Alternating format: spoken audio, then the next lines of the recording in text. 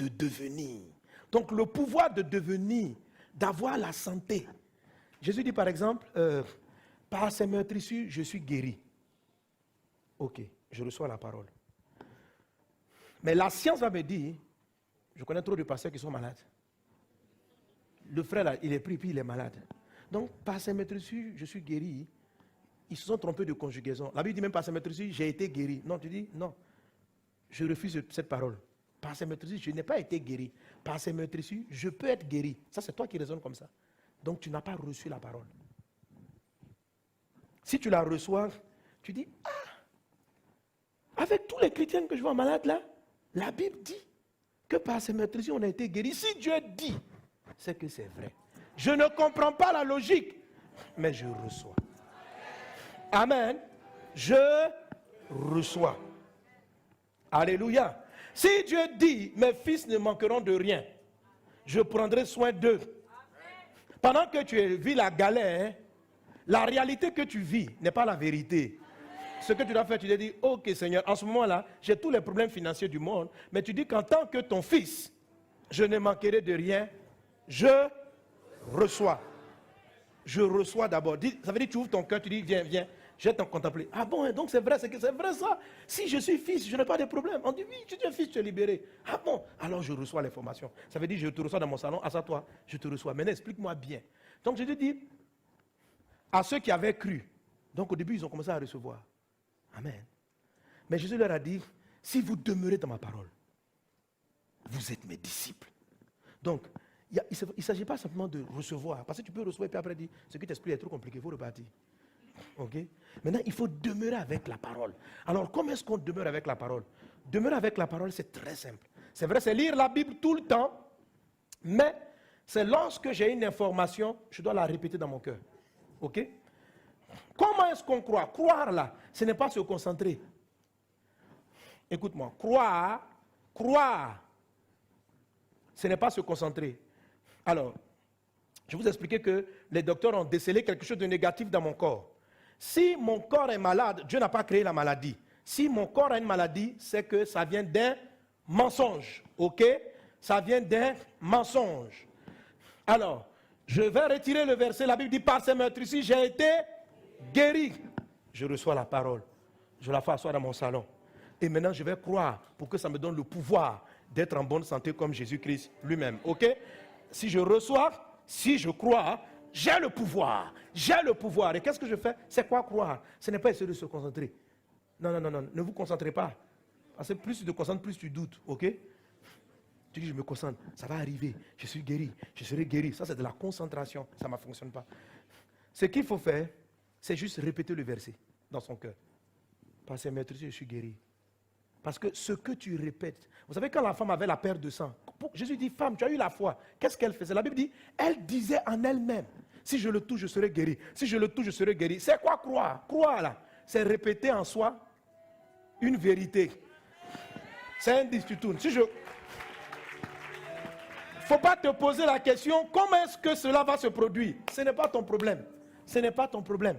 Il dit, dès l'instant où tu reçois et que tu répètes constamment dans ton cœur, ça commence à produire une énergie, ça commence à produire un pouvoir, le pouvoir de faire les choses comme Dieu.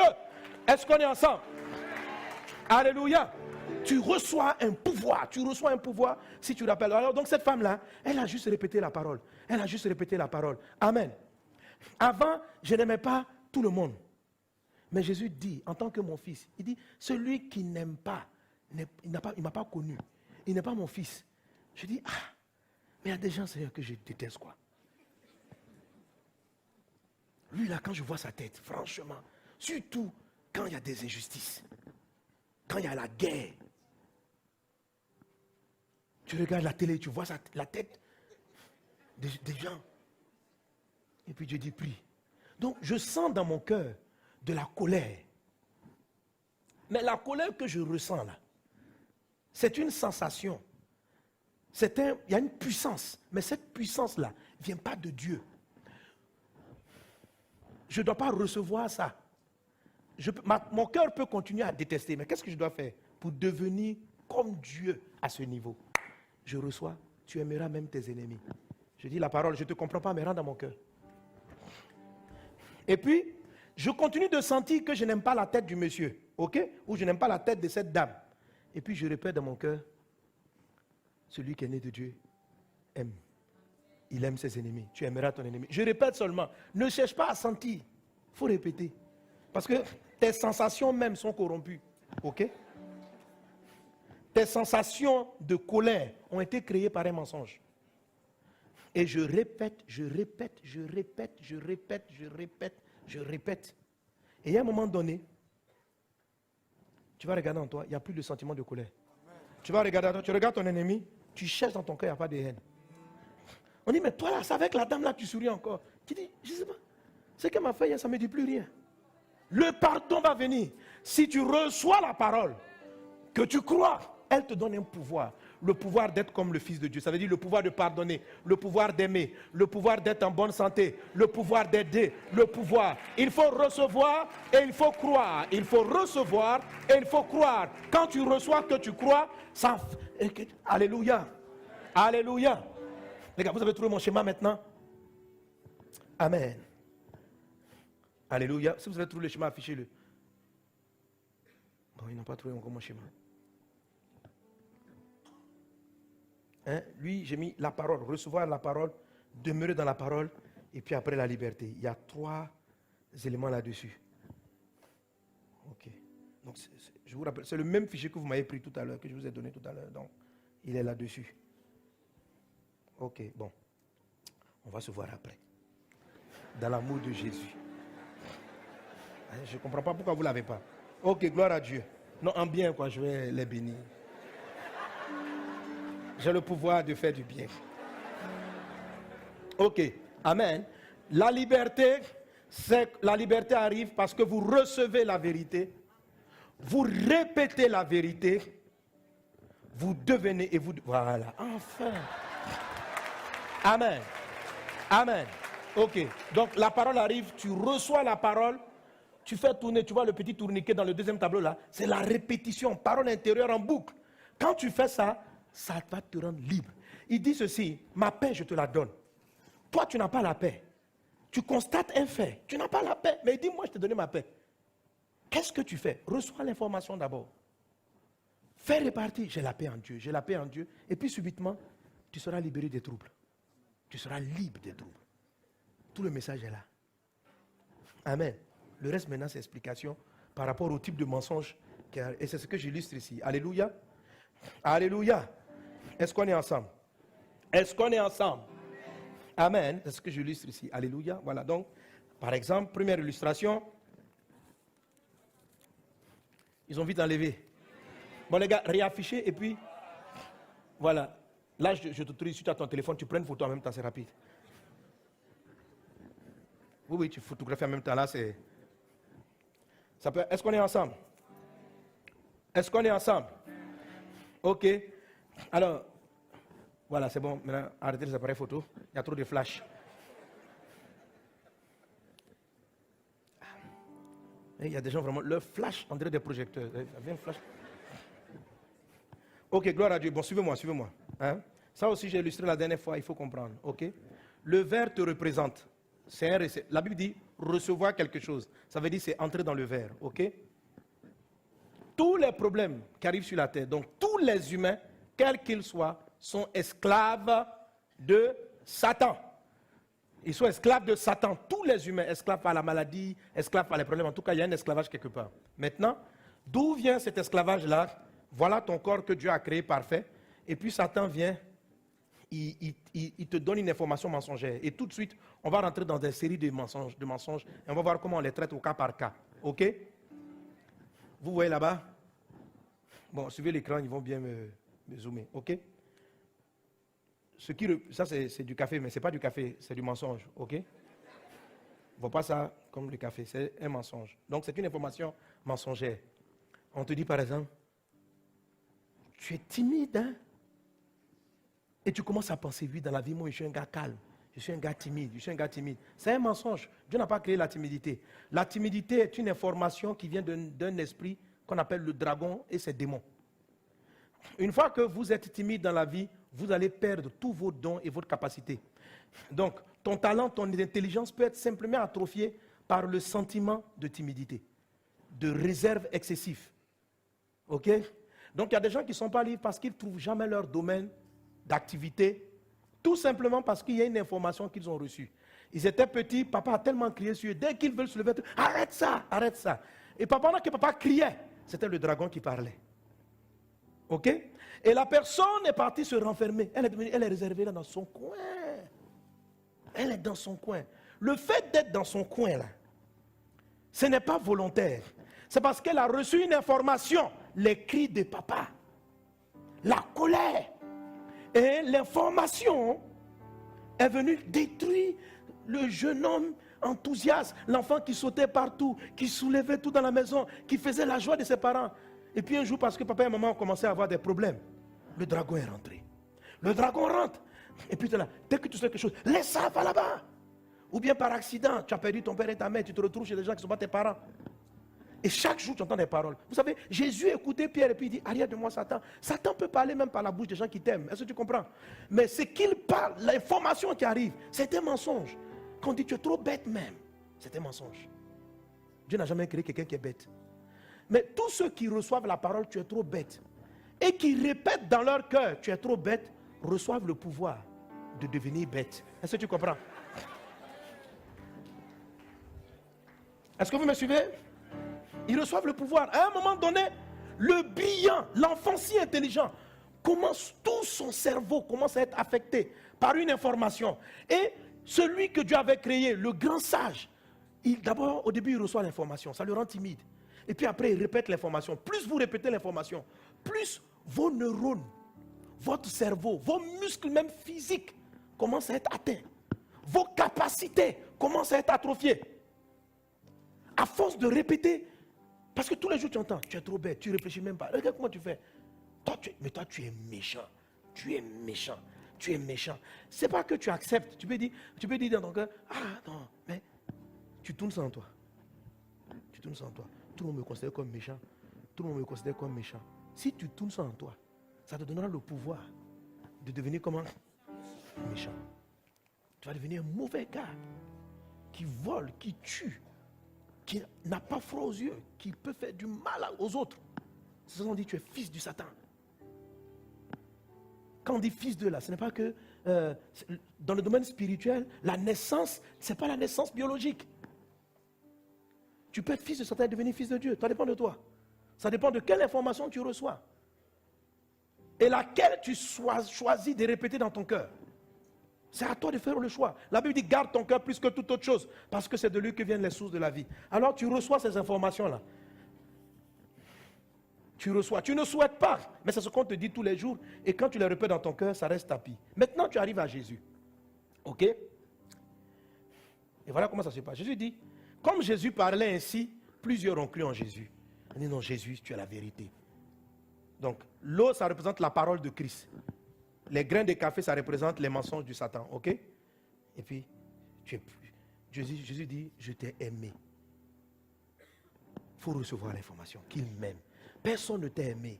On t'a toujours abandonné. Mais il faut savoir que Dieu t'aime. Reçois l'information. Recevoir, c'est ça. Et les gens ont fini par croire. Ils ont cru. Ils ont cru. Ils ont cru.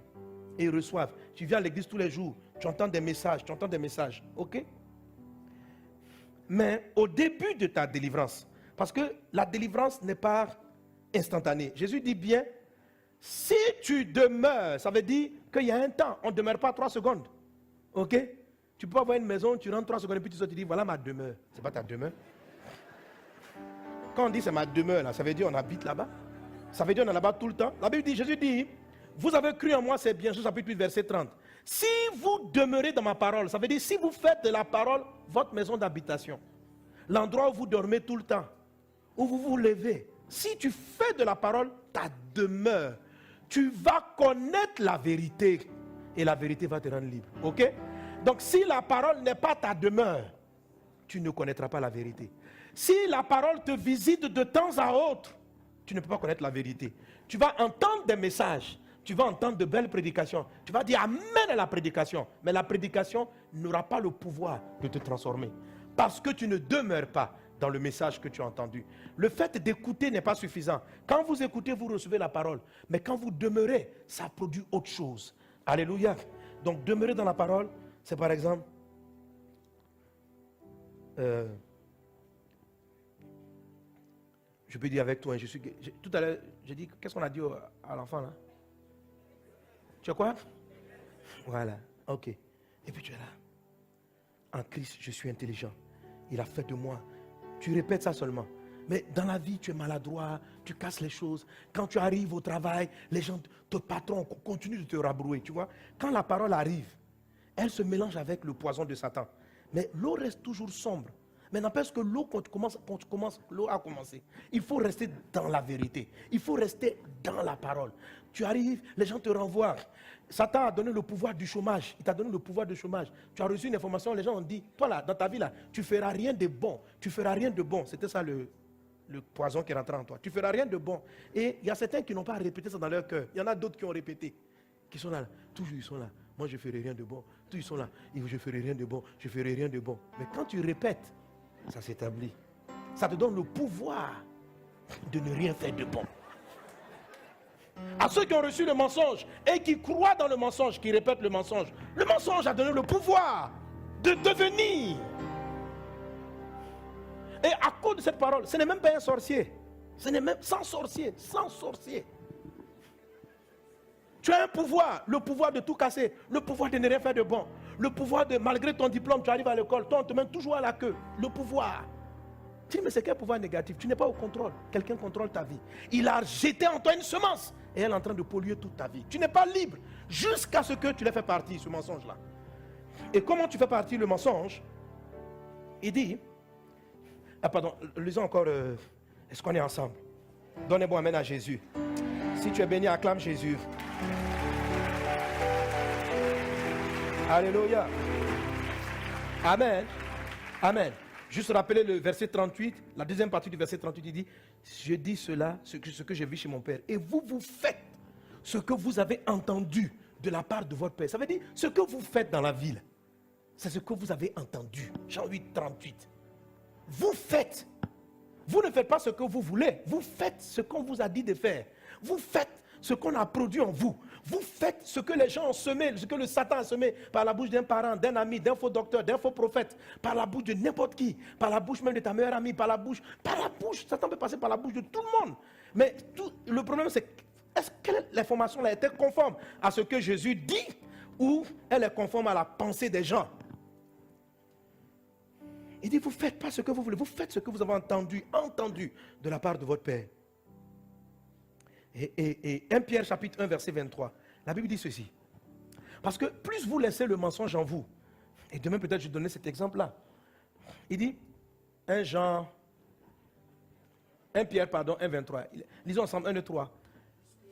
Puisque vous avez été régénérés, non par une semence corruptible, mais par une semence incorruptible, par la parole vivante et permanente de Dieu. Là, le Seigneur est très fort. Il dit, puisque vous avez été régénérés. Vous savez, quand on dit régénérer, on parle des gènes. Et quand on parle des gènes, ça veut dire on parle des caractères répétitifs. Tu vois, si tu as le même nez que le nez de ta maman, c'est parce que vous avez un gène en commun. La Bible dit que la parole est une semence et que la parole peut aller jusqu'à corrompre tes gènes. Ça veut dire que tu ne fais pas exprès. Il y a des gens qui ne font pas exprès puis ils mentent. C'est-à-dire, tellement le mensonge est rentré en eux. Quand ils mentent, même ils savent pas qu'ils ont menti. Parce que c'est leur fond. Tu vois, c'est entré dans leur gène. Quand je vais toucher le dragon, c'est ce qui amène des maladies génétiques. C'est-à-dire, la maladie quitte ton aïeul et arrive à toi. C'est-à-dire, papa a reçu un mensonge. Il a reçu le mensonge, il a répété le mensonge. Plus le mensonge dure, plus il se solidifie. Il est rentré dans le sang. Alors c'est pourquoi vous allez voir des maladies héréditaires. Le papa a eu, il a souffert de telles choses. L'enfant, il y a des enfants qui naissent avec la maladie. Eux, ils n'ont pas eu le temps de recevoir l'information.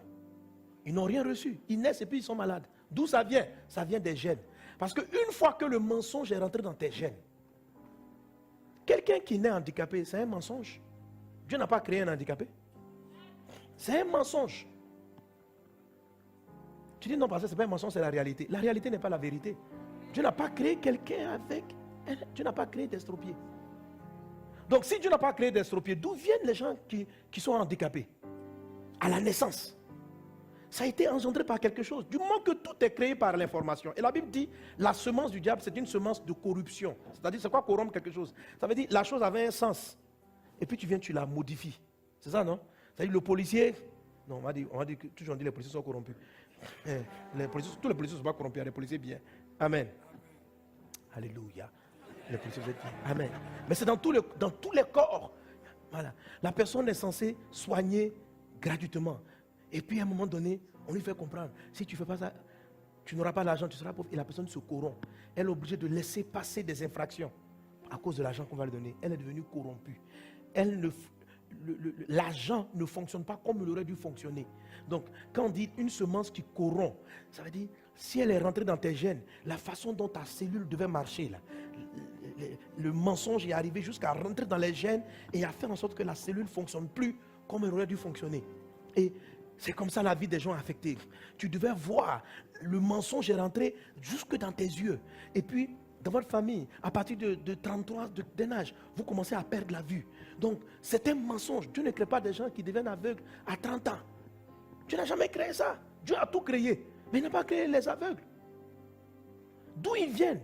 C'est que Satan a corrompu les gènes des yeux. Il ne peut pas créer la maladie. Satan ne crée rien. Satan ne crée rien. Mais il peut salir. Il peut corrompre la chose. Vous me suivez? Il va corrompre ta bonté en haine. Il va corrompre ton courage en timidité. Il va corrompre.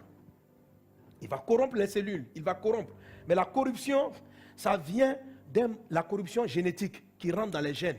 C'est quand le mensonge a trop duré sur plusieurs générations. Ça rentre dans les gènes.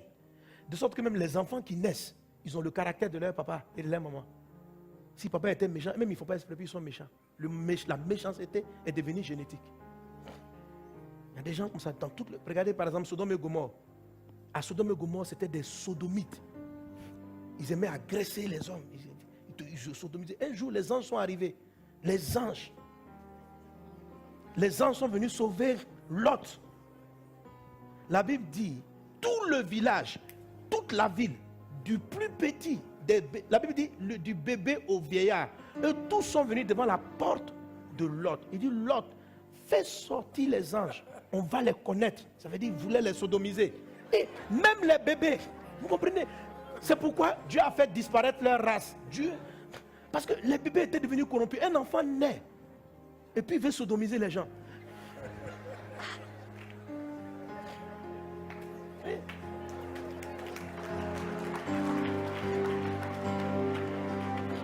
Donc un mensonge est génétique. Mais même s'il est génétique, si vous recevez la vérité, amen, si vous demeurez dans la parole, alléluia, alléluia, ça veut dire quoi?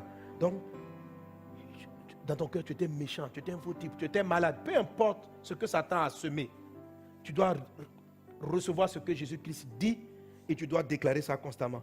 Dis, je suis un gars bien, je suis courageux, il a fait de moi un champion, il a fait de moi un plus que vainqueur.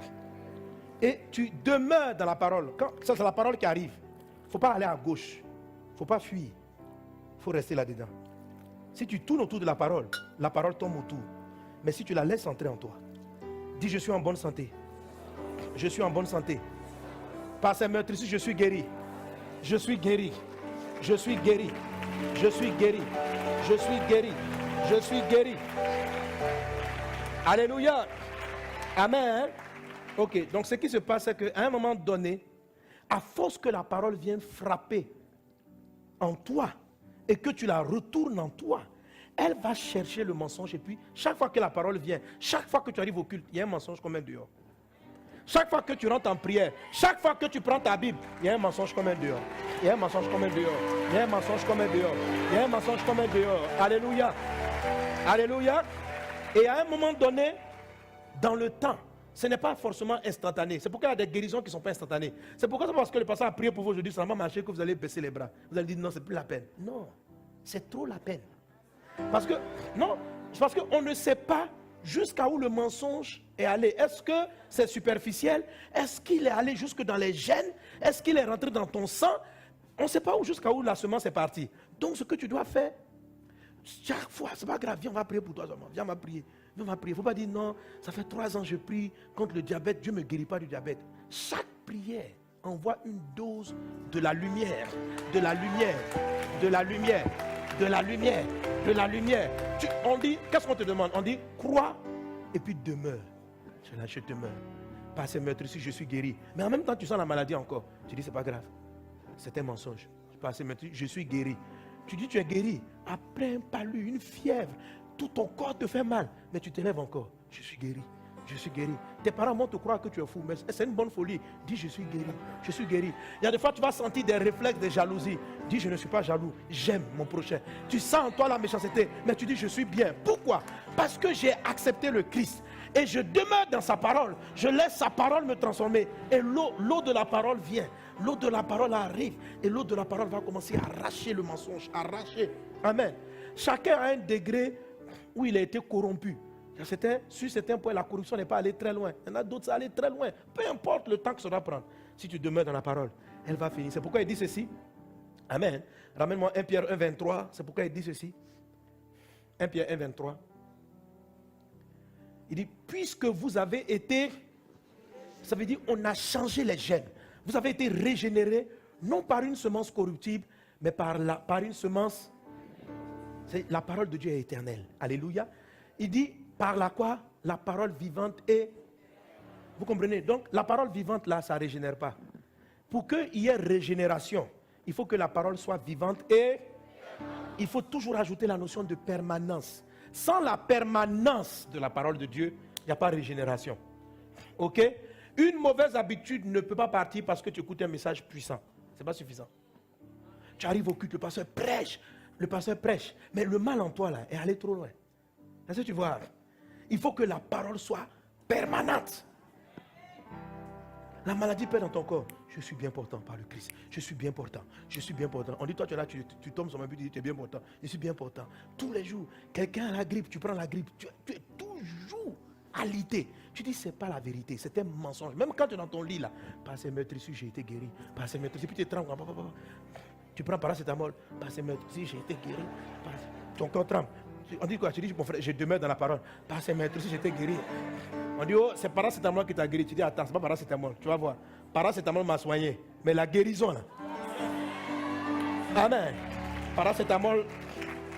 Alléluia. Tu prends pour calmer parce que pour le moment, ce n'est pas encore parfait. Le travail continue. Donc, il ne faut pas avoir peur de prendre un petit truc pour calmer les douleurs. Ce n'est pas grave. Mais tu répètes. Ce n'est pas que tu doutes. Tu sais que la parole va finir par s'asseoir et s'imposer et expulser ce qui n'est pas vrai. Dieu n'a pas créé de malades. Dieu n'a pas créé d'hypertendus. Dieu n'a pas créé de diabétiques. Dieu n'a pas créé toutes ces choses. Dieu n'a pas créé d'aveugles. Il n'a pas créé de sourds. Ton enfant n'entend pas. Tous les matins, mets-toi à ses oreilles. Tu entends. Tu es un champion. Tu es vivant. Chaque parole, si elle vient de la parole de Dieu, elle rentre dans son esprit et elle travaille, elle enlève les choses de la maladie. Alléluia. Amen. Dans ta famille, les gens n'arrivent pas à enfanter. Tous les jours, tu es sur tes entrailles. Tu procrées. Je suis féconde. Il a dit, il prend la série, il la rend féconde. Tous les jours, chaque parole que tu dis vient rentrer dans tes entrailles. Vient attraper les cellules de stérilité. Traite au côté. Dehors. Dehors. Dehors. Dehors. Dehors. Dehors. Amen. Alléluia. Ta soeur va venir à un programme, le pasteur va dire au nom de Jésus tu es guéri, son miracle arrive. Toi on a dit tu es guéri, ce n'est pas encore passé. Mais ne te décourage pas, la prochaine prière soit encore là. Et puis on continue. Tu es guéri. Tu t'en vas, tu dis, allons faire le test, j'ai voici, je suis enceinte encore. Ce n'est pas venu, ne baisse pas les bras. Reviens encore. Parce qu'on dit, la parole doit être vivante et permanente. Pour créer de la régénération. Est-ce qu'on est ensemble? Est-ce qu'on est ensemble? Donnez un bon amen à Jésus. Donnez un bon amen à Jésus. Alléluia. Alors si tu as compris cela, maintenant, c'est vraiment important, alléluia, de connaître la vérité. Mais je me suis rendu compte que pourquoi la Bible parle que Satan est malin? Parce qu'en fait, il y a des mensonges qu'on ne cherche pas à faire partir. Parce que quelque part, on a fini par les accepter comme étant vrais. Donc en fait, quand on reçoit la parole, quand on lit même le texte, on est aveuglé. Parce que déjà, on a été trompé par la ruse. Est-ce qu'on est ensemble? Est-ce qu'on est ensemble? Amen. Il faut faire attention au malin. Il faut faire attention au malin. Oui, c'est pourquoi Satan, il est vaincu. Mais faut te méfier de ses ruses. Tu peux être le chrétien